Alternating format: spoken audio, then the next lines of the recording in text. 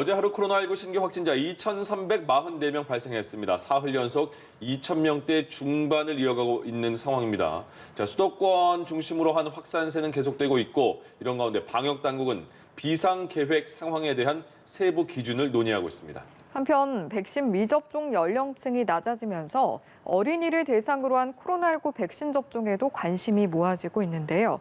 관련 내용들 백순영 가톨릭대 의대 명예교수와 함께 짚어보도록 하겠습니다. 어서 오십시오. 네, 안녕하세요. 예, 단기적 일상 회복이 시작되면 확진자는 굉장히 많이 늘 수도 있다. 이런 경고는 많이 받았었고요. 근데 지금 한 며칠 동안은 2,000명대 중반인 것 같아요. 지금 수준은 그러면 받아들일 만한 수준인지 아니면 그래도 좀 걱정을 해야 되는 수준인지 어떻습니까? 예, 그런데 지금 이 수준은 사실은 뭐 방역 완화가 된 상황을 반영하고 있는 것은 아니고요. 그 효과가 아직 안 나타났죠. 아직 안 나타났죠. 할로윈데이의 이 영향도 아마 이번 주말이나 다음 주에 돼야 될 것으로 보이고 네. 지금 이 상황은 아마 지난달 18일부터 방역 완화를 한 효과가 나타나는 것 같이 보여요. 한 예. 2주일 지나는 상황에서. 보통 델타 바이러스는 일주일 정도부터 효과가 나타나기 시작하기 때문에 지금 이번 주에 하루 평균 2,133명이 확진됐습니다. 예. 이전 주에 1,653명에 비해서 480명이나 늘었어요. 이거 확연한 증가세인 것은 분명하죠. 네. 특히 최근에는 이 사망자 수가 많이 늘어서 이 사망자 수가 좀 위험한 수준이고 오늘도 이 확진자 중에서 지금 위중증 환자 수가 17명이나 늘어서 400명에 가까워졌습니다. 결국 이 확진자 중에서 지금의 사망률은 큰 의미가 없습니다. 네. 이 후행성이 있기 때문에 일단 확진된 후에 한 달, 두 달 지나면서 사망을 하시기 때문에 지금 상황에서의 사망률은 큰 문제가 될 수 없지만 장기간으로 보면 이 사망률도 굉장히 문제가 될 수가 있거든요. 예. 지금 현재 사망률이 그다지 낮지 않다는 점이 문제가 있을 수가 있고요. 예. 또 지금 전국의 감염 재생산 지수가 2를 넘어가는 것인데 뭐 이것도 후행성이긴 하지만 2를 넘어간다는 것은 증가 추세라는 것을 볼 수 있고 앞으로는 아마 더 커질 것으로 보입니다. 또 겨울철로 들어가면서 또 방역이 완화되고 지난주에 할로윈데이 영향 등이 앞으로 나타날 것으로 보여서 예. 예, 당분간은 이 수치가 낮아질 개연성보다는 훨씬 더 높아질 가능성이 높아 보입니다. 그러니까 이게 아직까지는 우리가 그런 굉장히 많은 수치를 직접 접하지 못했잖아요. 확진자 수에 대해서.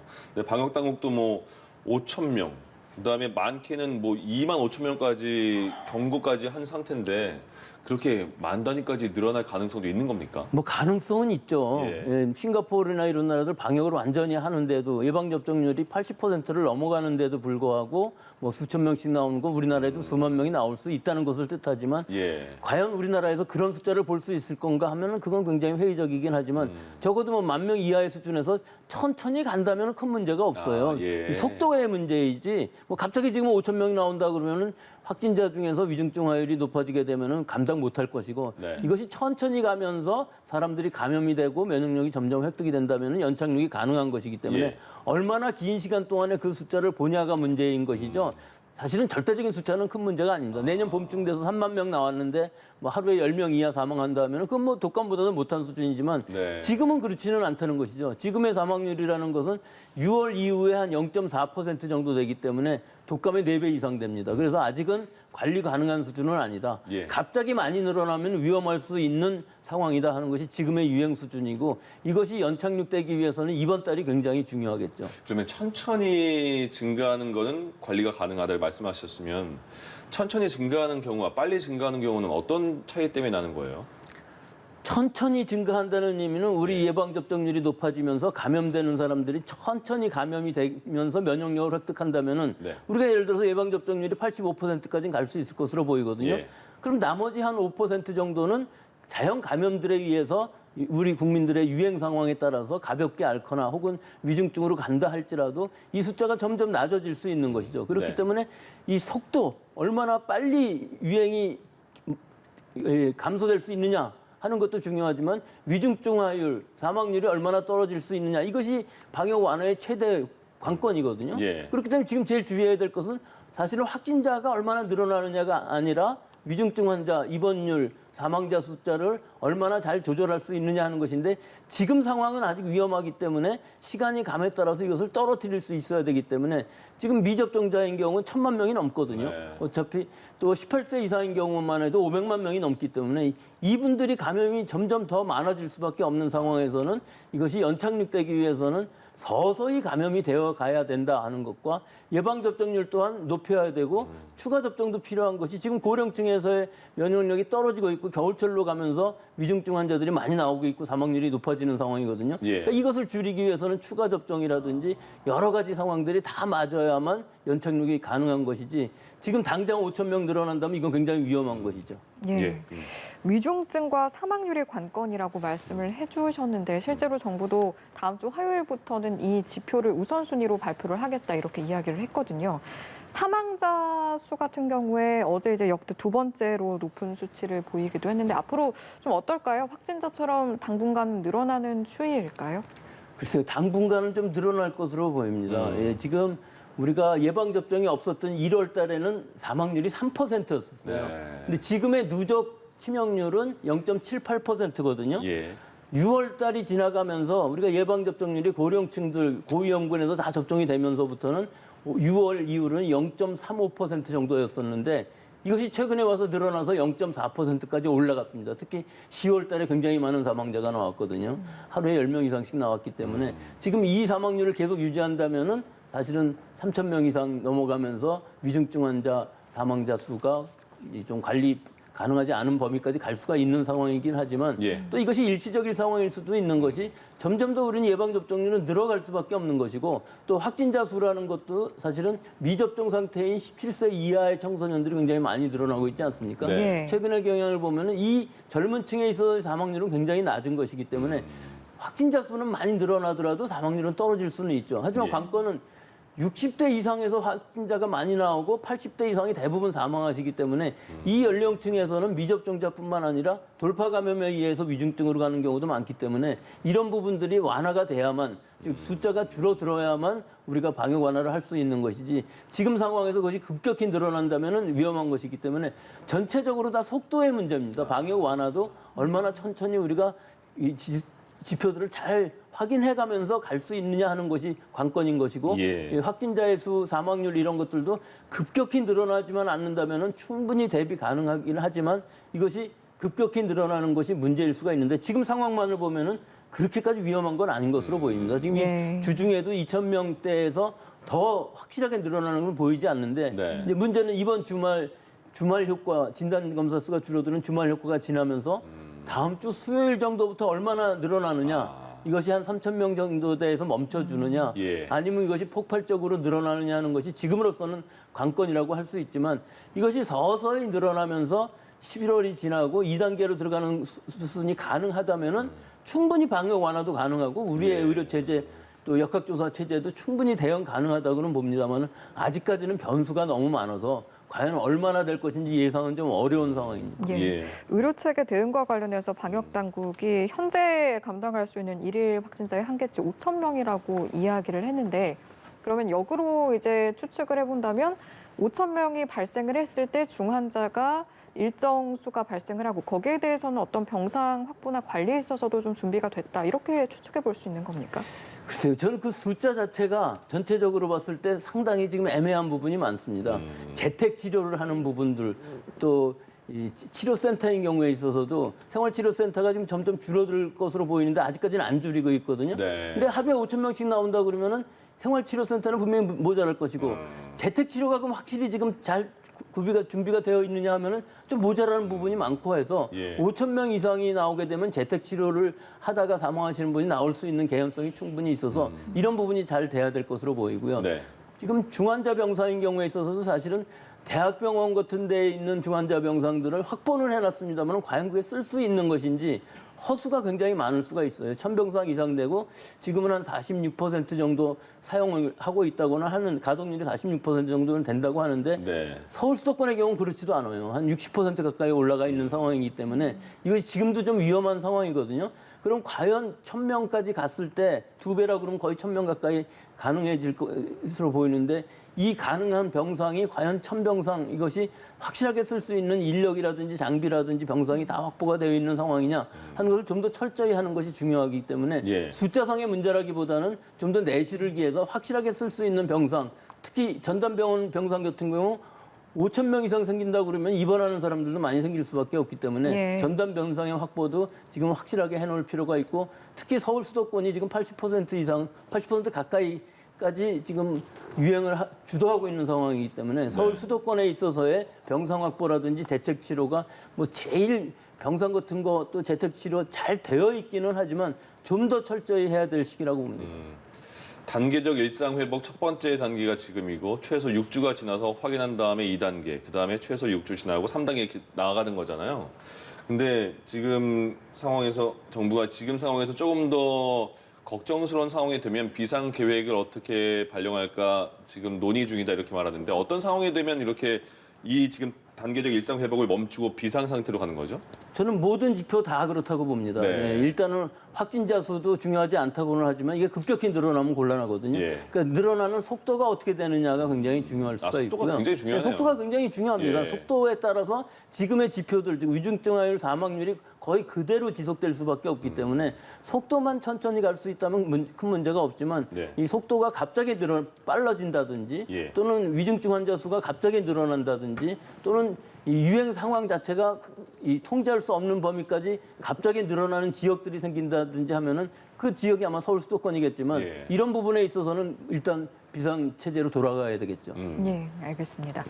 그리고 이 내용도 짚어보겠습니다. 지난 8주간 확진자의 절반 이상이 미접종자였다고 하는데 미접종자 그리고 돌파 감염자를 비교해봤을 때 위중증 환자가 될 확률에 있어서 좀 어떤 차이가 있을지 짚어주시면 좋을 것 같습니다. 일단은 완료율도 중요하지만 한 번이라도 맞은 사람들은 위중증이 상당히 줄어듭니다. 지금 이 확진자들 중에서도 보면은 위중증 환자로 가는 비율들이 이 미접종 환자들이 뭐 60% 이상이라면은 이래도 접종을 한 사람은 한 10% 정도고 나머지 한 20% 정도가 접종 완료한 사람들이기 때문에 사실은 예. 접종 완료한 경우에 있어서는 거의 젊은 층에서는 위중증으로 간다고 보기가 어렵고 예. 50대 이상 등에서 이제 나올 수는 있지만 사실은 굉장히 적죠. 적은 데다가 보통은 기저질환이 있거나 좀 아주 고령층이라도 특히 80대 이상 정도 되면은 면역력이 많이 떨어져서 예방접종을 2번 다 맞고 나서도 시간이 지나면 돌파 감염이 되고 또 기저질환에 의해서 사망하시는 분이 많아지는 것이 최근의 경향이기 때문에 네. 추가 접종이 지금 필요한 이유가 2번 완료했다고 되는 것도 아니고 고령층 고위험군을 한 번 더 접종하는 것이 지금 필요한 시기고 뭐 젊은 사람들의 경우에서는 2번 다 맞았다 그러면 당분간은 괜찮을 것으로 보이지만 일단 예. 한 번도 안 맞은 사람들이 상당히 많이 있기 때문에 이런 분들은 오히려 감염 위험은 훨씬 더 높아져서 사실은 확진될 가능성이 높고 이런 부분들은 사실은 방역 패스 개념뿐만 아니라 좀 밖에 나가는 것들 자체를 좀 주의하면서 있어야 되는데 누구나 다 그렇게 생각합니다. 예. 나는 밖에 안 나가고 다른 사람하고 접촉 안 하면 감염 안 될 거라고 생각하지만 지금의 유행 상황으로 보면 절대로 그렇지 않습니다. 델타 네. 변이주의 전파력도 굉장히 강한 데다가 예. 우리 지역사회에 있어서의 이 확산 속도, 즉 서울 수도권에 있어서는 무증상 감염인 사람들도 굉장히 많기 때문에 어느 환경에서나 감염될 수 있다는 것을 주의하셔야 할 것으로 봅니다. 예. 접종 이야기 좀 더 이어가 볼까요? 확진자의 4명 중 1명이 10대라고 하는데 지금 접종률을 보면 16세에서 17세 예약률로 봐야겠네요. 예약률이 65.4%고 12세에서 15세는 28.4%라고 합니다. 이런 접종률 수치에 대해서는 좀 어떻게 바라보고 계신지? 저는 지금 상황에서 이 정도의 접종 예약률만 해도 굉장히 높은 거라고는 생각을 하는데 그렇습니까? 이 리스크, 위험과 또 이득, 베네핏 이 사이의 균형은 현재의 유행 상황에 따라 상당히 달라질 수가 있습니다. 예. 예를 들어서 미국 같은 경우는 젊은 층들, 어린 청소년들이 굉장히 많이 감염되기 때문에 5세부터 11세까지 접종을 하고 있거든요. 네. 근데 우리는 일단 12세부터 17세까지 접종을 하는데 이분들의 부작용 사례가 상당히 많이 있기는 했어요. 하지만 대부분 신랑염, 신근염인 경우에는 뭐 가벼운 증상이 많았고 위중증으로 간 사람들이 없지는 않았습니다만은 일단은 사망한 케이스가 한 명도 없고 감염되어서 사망한 사람들도 없기 때문에 예방접종을 맞고 사망한다면 굉장히 불안하겠죠. 그렇기 때문에 지금 상황에서 보면은 이 청소년층에서 감염이 확산될 수밖에 없습니다. 접종률이 떨어지고 어리면 어릴수록 감염은 되기 때문에 예. 이분들의 이 어린 학생들의 감염이라는 것은 이 아이들 사이에서의 유행뿐만 아니라 이것이 미접종된 이 청년층, 장년층, 노령층에도 전부 지역사회 감염을 일으킬 수밖에 없기 때문에 예. 유행의 감소를 위해서는 억제를 위해서는 분명히 필요한 연령층이죠. 더구나 예. 지금은 유행이 이렇게 막 커진다 그러면은 맞았을 때 이득이 훨씬 더 커질 수가 있죠. 즉 일단 확진이 되거나 아니면 확진이 안 되더라도 밀접 접촉이 됐거나 했을 때 이 대처가 달라지거든요. 예. 예방 접종을 완료하게 되면은 밀접 접촉이 됐더라도 능동 감시일 것이고 확진이 된다 할지라도 그다지 걱정할 필요가 없는데 어린아이들의 경우에 있어서 사실은 감염되었을 때의 그 위험성이라는 것은 꼭 그 증상만의 문제는 아니거든요. 롱 코비드라고 그래갖고 후유증도 상당히 길게 갈 수도 있고 예. 또 성장기의 어린아이들이 과연 이 코로나에 감염되었을 때 어떤 영향을 미칠 것이냐 이런 것들이 다 확실치 않은 상황이기 때문에 예. 지금 상황이 이제 많이 바뀌어서 전에랑 다르게 지금은 감염되었을 때보다는 예방 접종을 받는 것이 좀 더 이득이 크다고 보기 때문에 가능한 한 한 번이라도 접종을 받으시면은 상당히 많은 도움이 될 것으로 보여서 이것도 하나의 네. 선택지가 될 수 있다고 그러네요. 봅니다. 예. 네.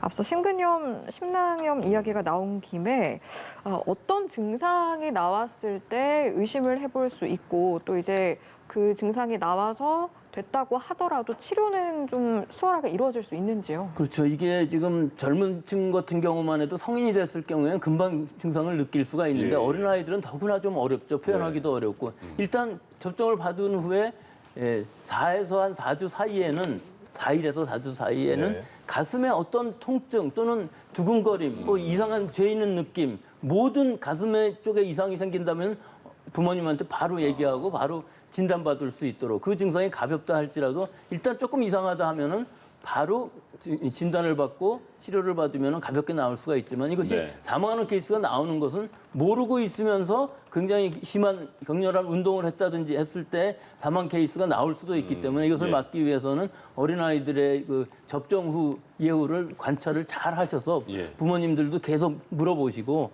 이 아이가 심한 운동을 하지 않게끔 좀 주의를 하시고 며칠 동안은 완전히 다 접종 이후 한 일주일 정도 지날 때까지는 조심해야 될 것으로 봅니다. 작년 같은 경우에 수능 보는 학생들 정말 뭐 철저하게 무장까지 하고 시험을 보고 이 칸막이가 또 있어서 시험지 넘기는데도 불편하고 막 그렇게 시험을 봤잖아요.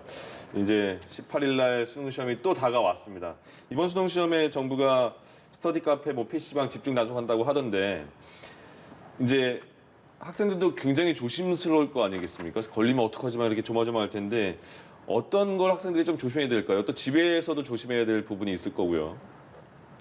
얼마 안 남았죠, 이제. 네. 예, 지금 감염되거나 하면은 굉장히 좀 심각할 그러니까요. 수가 있죠. 하지만 고3 학생들이나 혹은 16세, 17세 혹은 재수생까지도 전부 예방접종은 받았습니다. 수험생들은 그러네요. 대부분은요. 그렇다네요. 예, 그래서 그 부분은 괜찮은데 문제는 갑자기 감염되는 상황이 가족들에 의해서 돌파 감염도 나올 수 있고 여러 가지가 있을 수 있기 때문에 네. 앞으로 한 2주간 정도 남은 이 시기 동안에는 가능한 한 사람들하고 접촉하는 것을 피하는 게 좋겠죠. 그렇죠. PC방을 간다든가 예. 오락실을 간다든가 스터디 카페 같은 데에서도 좀 자기가 맨날 보는 가치 있는 학생들이 아닌 다른 사람들을 만나지 않는 것이 좋고요. 예. 가능한 한 그 가족들하고도 좀 거리를 두면서 예. 집안에서 뭐 제가 전에도 많이 말씀드렸습니다만은 집안에서도 위험한 상황에서는 2m 거리 두고 마스크 쓰고서 얘기를 할 수 네. 있는 이런 방역을 해야만 지금 될 상황으로 보이고 가능한 한 식구들하고도 식사를 같이 하지 않고 뭐 물론 잠자리는 따로 하겠습니다만은 예. 이런 여러 가지 자가격리 수칙 정도에 준하는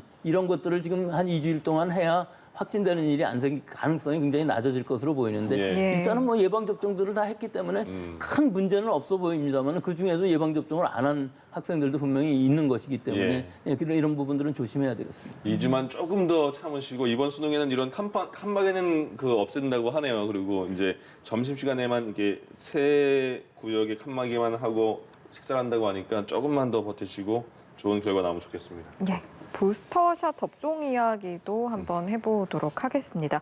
일단 현재 국내에서 6개월이 기본인데 지금 대상에 따라서 앞당겨지는 경우도 있고요. 이 접종 기간 간격을 좀 앞당기는 방안에 대해서는 어떻게 좀 판단을 하십니까? 이게 미국이나 이제 먼저 부스터 접종을 했던 그 이스라엘 같은 경우는 5개월에도 했었는데요. 네. 이런 상황들을 다 해서 우리도 기준을 6개월로 해놓고 보니까 사실은 고령층이나 면역 저하자 같은 경우에 있어서는 6개월이 되지도 않은 상황인데 있어서도 돌파 감염이나 위중증으로 나오는 사람들이 많이 생겨서 네. 지금 상황에서 보면은 좀 면역이 떨어져 있으신 분들이나 의사의 소견에 의해서 4주 정도는 땡겨서 맞을 수 있게 되어 있고요. 예. 근데 얀센 접종자인 경우에서는 대부분 젊은 층이니까 그런 큰 문제가 없겠습니다만은 상황에 따라서는 좀 당길 필요가 있는 것이 지금의 유행 상황을 보면은 60대 이상에서 감염되면서 돌파 감염자가 굉장히 많이 나오고 있는데 특히 서울 수도권 경우에 있어서는 50% 정도가 돌파 감염이라고 그래요. 이게 유행 상황이 굉장히 좀 악화되었기 때문에 그런 상황들도 있을 수가 있지만 그래서 지금 물어보면 고령층이라든지 고위험군들 또 면역 저하자들 또 의료진 같은 경우는 가능한 한 빨리 맞아야 지금의 유행 상황을 좀 더 완화시킬 수 있고 또한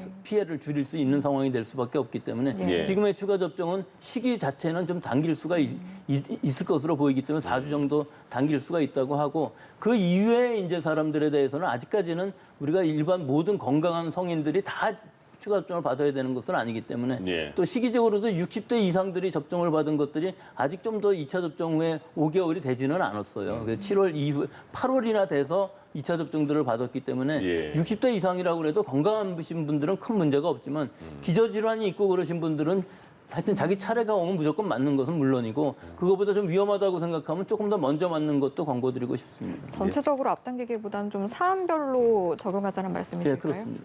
알겠습니다. 오늘 말씀 여기까지 듣도록 하겠습니다. 지금까지 백순영 가톨릭대의대 명예교수와 이 시간 함께했습니다. 말씀 고맙습니다. 고맙습니다.